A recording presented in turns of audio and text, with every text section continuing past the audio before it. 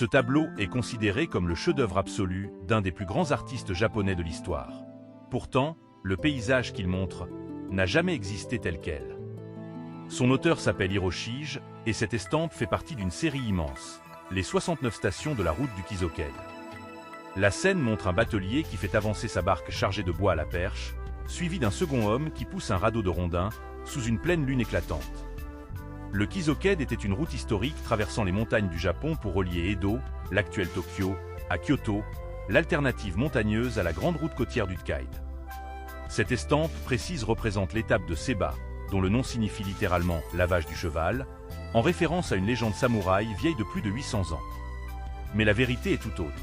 Seba est en réalité entouré de montagnes, et la rivière qui traverse le village est bien plus étroite que sur cette image.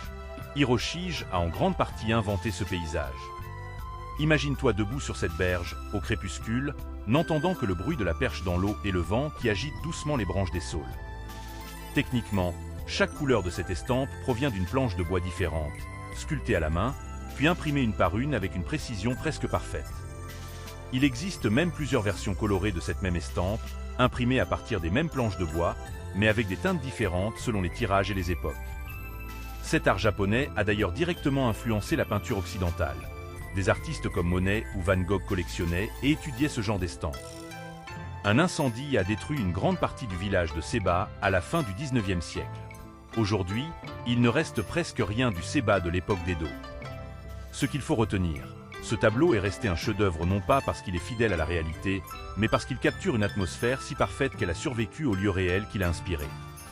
Toi, en regardant cette scène maintenant, qu'est-ce que tu ressens?